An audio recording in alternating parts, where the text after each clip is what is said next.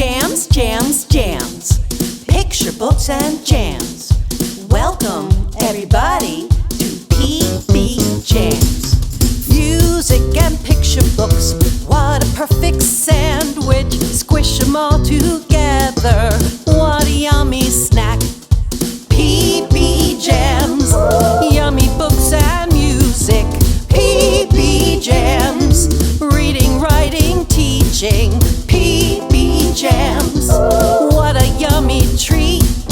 Jamming PBs all the time. PBJamz. Hey, well, good morning or good afternoon, whenever it is that you are joining us for this episode of PBJamz. We are super excited to have you in the house, and I am extra stoked to have Julie Hedlund in the house, founder and runner extraordinaire of 12 by 12 and author of Song After Song, The Musical Life of Julie Andrews, who is a personal favorite of mine. So I was so excited when Julie agreed to be on. So Julie, thank you so much for being here today.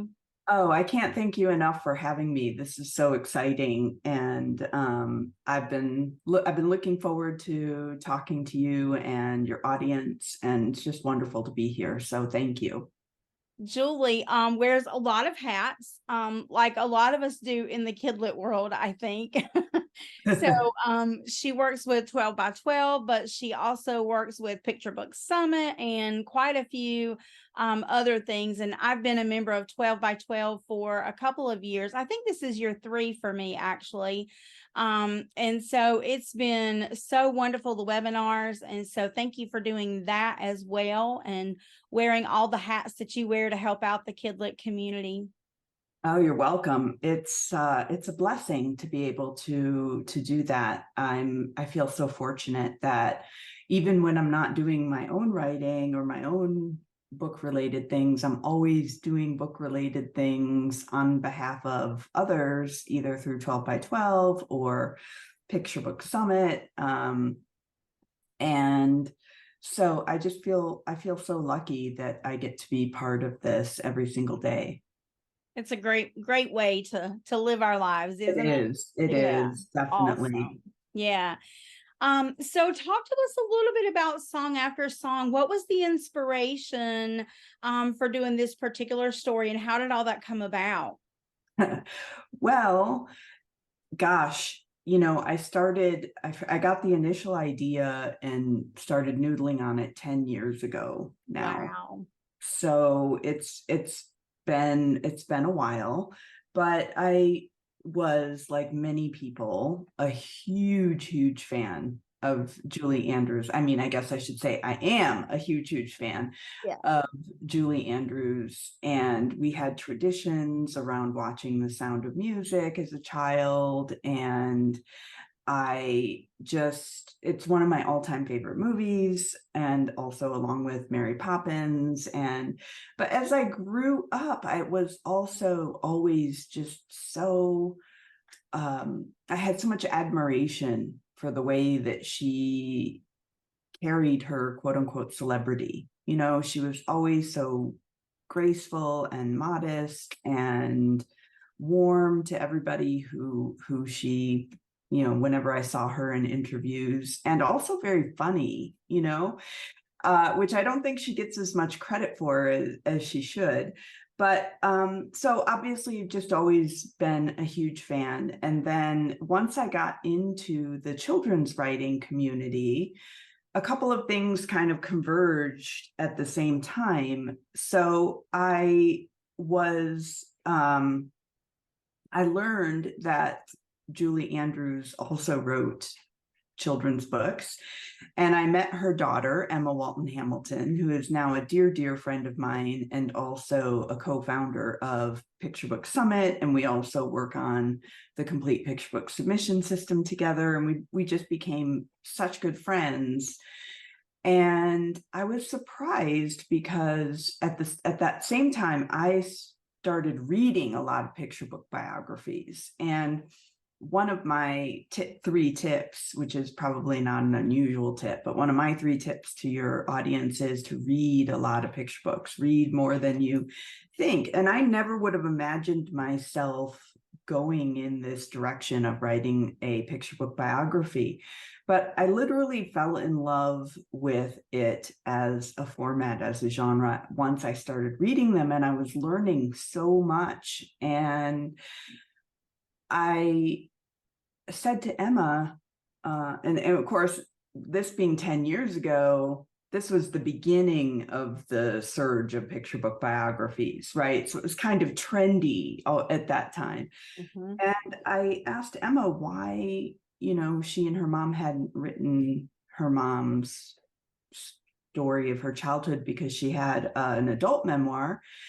And it wasn't something that they were interested in doing. So I asked her if she would be okay with it if I did it, because I always wanted to put our friendship first. And she thought that would be a great idea. And little did we know how long, little did I know, because I figured at that time, wow, this is a slam dunk, right? Yeah. Yeah. I mean, I'm going to write it and people are just going to be all over it. Maybe it's going to go to auction. That is not what happened. But eventually it found the perfect home at Little B. And I think this is just absolutely the perfect time for it to be coming out. And I'm just so delighted. I'm so delighted. It's a beautiful book. Yeah, it is. It's absolutely gorgeous. And so anything unusual about the writing process, or you mentioned that it was kind of more challenging than you had anticipated it being with the actual publication process. So anything that you'd like to share with us from that part, from the writing to the publication? Oh gosh. I mean, probably I've written more than 100 drafts of this. And actually there were at least, I'm going to have to go back and look at my notes, but there were at least 4 different versions that actually went to acquisitions. Oh, wow. 4 different versions, Yeah. which means I had at various points in time, at least 4, I had the first version went out on submission. And by first, I say that's like after 25 drafts, right? But like the first submission ready version went on sub, and it went to acquisitions at 2 houses and ultimately got declined. And then I went back and kind of gutted it and revised the whole thing, and that one went out on submission. I'll have to look at the time frame, but suffice it to say that each time there would be feedback, but also rejections, and there was at least one possible acquisition opportunity every step along the way, but ultimately decline. And first of all, I will say that I think part of the reason that's true is because I was learning how to write a picture book biography on this book, right? I didn't come to it with years of experience writing in this genre. And so that showed, and those other versions were not, quite there, I think now, with the benefit of hindsight. But the other thing that turned out to be surprising and challenging was that because so many people, pretty much everybody, knows Julie Andrews, and most of them love her and adore her and have their own ideas instantly in their head of what a book about Julie Andrews is going to look and feel like. Right. And I think a lot of the rejections that I got were simply that the story that I was telling didn't match the story that they had in their head or wanted or whatever. Yeah. And but I was adamant about the part of her story that I really wanted to tell and focus on, and it may not have been what is perhaps the most commercial aspect. But anyway, so that was surprising. That part was surprising. And so a lot of the rejections kind of came with thoughts, what they sort of thought the book was going to be versus what it was. So just working through all of that. all of that. Yeah, it's a lot. Um, yeah. Talk to us, my favorite part, since it is PBJamz, my favorite part is talking to us about the musical connections. And I have to say that this book is so full of them. From the very first sentence when you say that she was born into a melody, like we know right from the beginning that this is going to be a musical book. I mean, the title too, the subtitle, The Musical Life of Julie Andrews. But talk to us about your perception of the musical connections in this book. I knew you were going to ask me that, and I Yeah. think that your audience will be surprised to learn that I myself am not at all musical. Really? I don't read music. I don't play an instrument. I can't sing. I'm tone deaf, you know, which isn't to say I don't appreciate music. Of course. But that aspect actually was very challenging. And it's something that wasn't in earlier drafts, because I was really focusing more on her life and the challenges in her life and so on.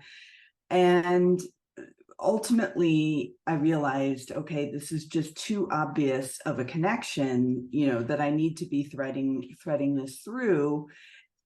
And I did several things. First of all, I just listened to a lot of her music, not just the ones that I knew, but albums, and listening to her voice, you know, and kind of thinking, how does her voice sound, you know?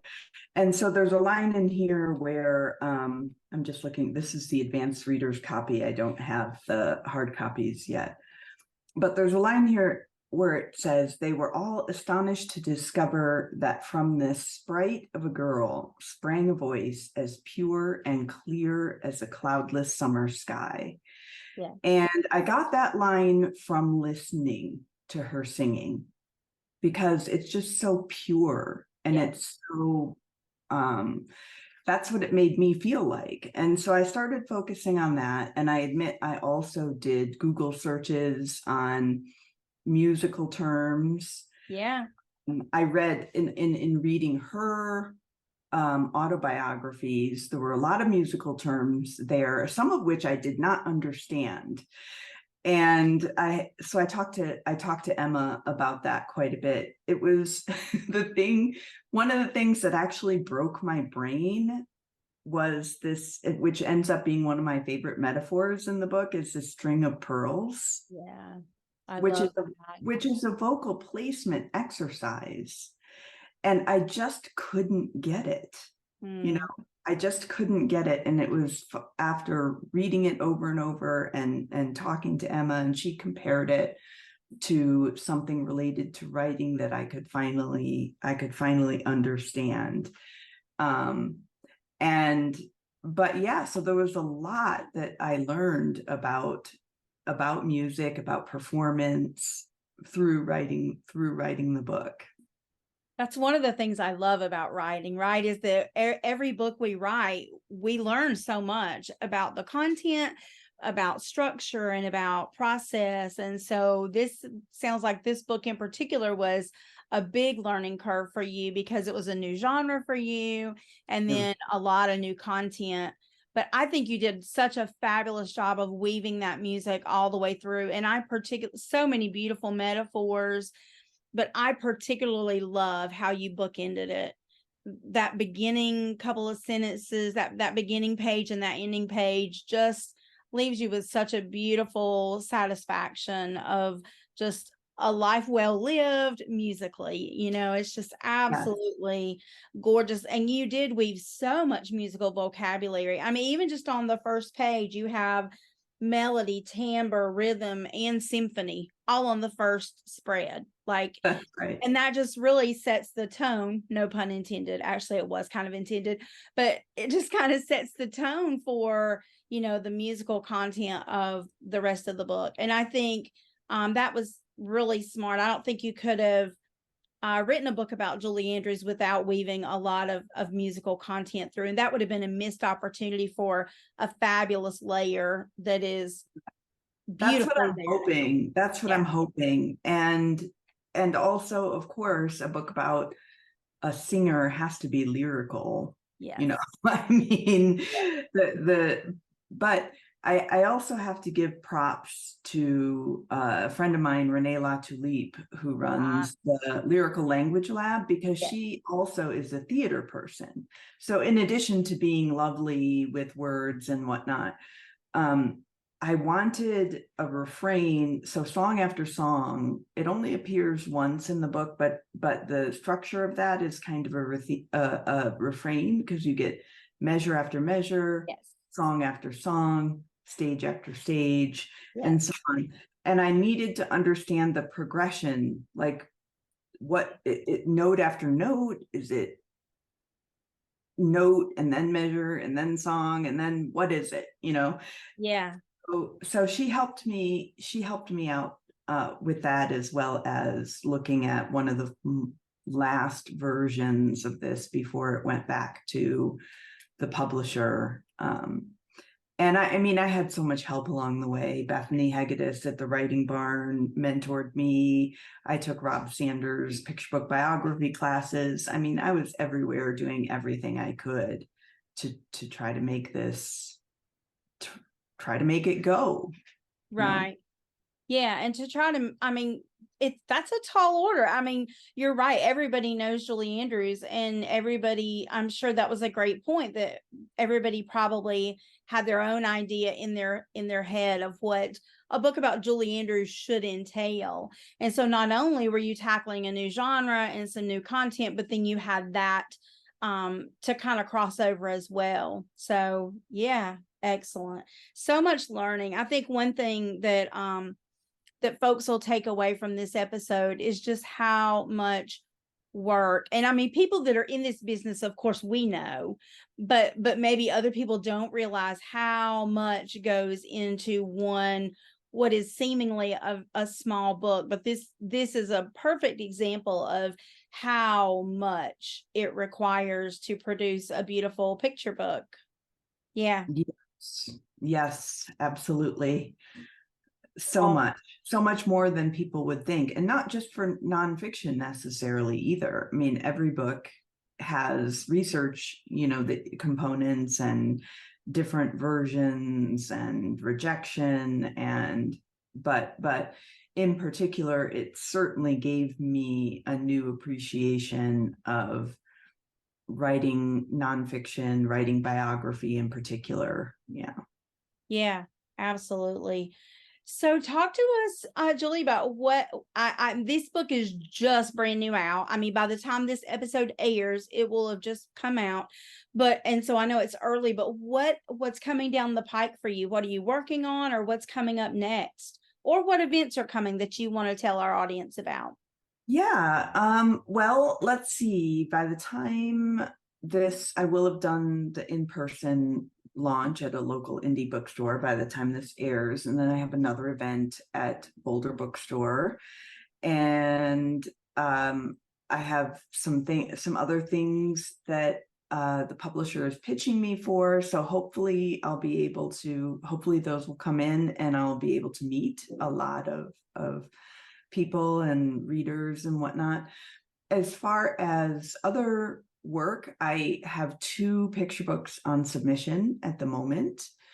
They're both fiction, so very different, but I'm also working on a couple of other nonfiction projects that are still in the infancy stage. But I actually really enjoy research. So I think the key is to pick a topic that you're really passionate about, that you want to dig that deep into, because you get really into the weeds, you know? So the lucky thing for me is that I did think that this would be an easier sell than it was, given the subject, but I also, so that's part of why I chose it, but really I chose it because of my connection and admiration and love of the subject, which is very helpful when you spend 10 years, Yeah, working on something. for sure. Yeah, that's a great point, because you're right. You're going to be dealing with whatever subject matter, whether it's fiction or nonfiction. You're going to be dealing with that for a very long time. So you want to make sure that it's something you're not going to get sick and tired. I mean, you probably still get a little sick and tired of it in places, but you want to choose something that you're going to really be able to go the long haul. I'm just curious. Did you get a chance to talk to Julie in person during any of this process? I did, but I did not interview her in any kind of official capacity for the book. But I did get to meet her, and she is just absolutely every bit as wonderful as you imagine that she is. Good Yeah. to know. And Yeah. she did tell me recently that she thinks the book is lovely and is glad I wrote it. So she says. But she's a very modest person. And I think for quite some time, she didn't really understand why we might need a book about her childhood as a picture book biography. But I am, if I achieved nothing else, her being happy with the book is more than enough, Absolutely. Yeah. High praise indeed. And that's, yeah. If you're, I think that's another like key thing, is that oftentimes when we write picture book biographies, that person has already passed on quite often. And so there's not that layer of having to worry about, did they like it? But you, brave, bold Julie, chose someone who's actually still living, and you're going to know what she thinks about it. So that's, yeah, that was right. another Not only that, but like Emma is almost like a sister to me. And so right. there was a huge sense of responsibility there too, in terms of creating a book that they both would be proud of. And she was also immensely helpful in terms of helping me keep it emotionally true. Yeah. Yeah. To because that was challenging too, actually. Kids growing up in war-torn Britain during the Blitz did not have the same level of agency or thoughts or dreams that children in school today in the United States have. And yet that's who we're writing for, so that's a bit of a tricky balance there, to make sure that you're not imposing your own. I mean, even for me, I'm far from being a child anymore, but imposing even your own sense of what she must have been thinking or feeling or whatever, much less kids, modern children. Today. Right.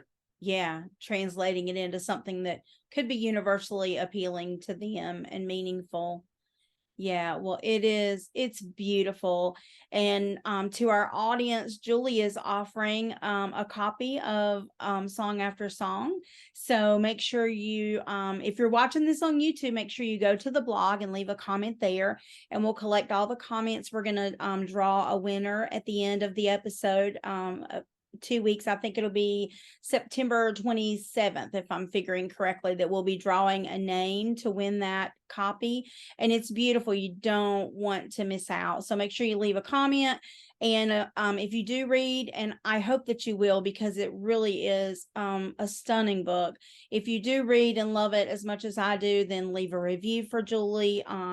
Amazon, Barnes and Noble, Goodreads, all those are helpful. You're probably already following her on social media, but if you're not, then that's another way that you can help out. Shout out her book there on all the platforms that you are on, and tell everybody what a wonderful book it is. And I know that you're going to enjoy it. You're going to want to own your very own copy, especially if you, like me and like Julie, are a Julie Andrews fan. And I think many of us are. So, thank you again, Julie, for being here. It's been a fabulous chat. I've loved talking with you about this book. Oh, thank you so much. I admit that it gave me a special thrill to be able to come and talk to musically oriented people specifically because I'm not particularly that way. And so that was really special to me. My daughter has always been in theater and did voice lessons. She's a beautiful singer. And it made such a difference in her life. So for anybody, for those of you out there who are theater or music teachers or any kind of arts instructors, just know how much you're appreciated, because for kids who, it becomes a lifeline for so many kids.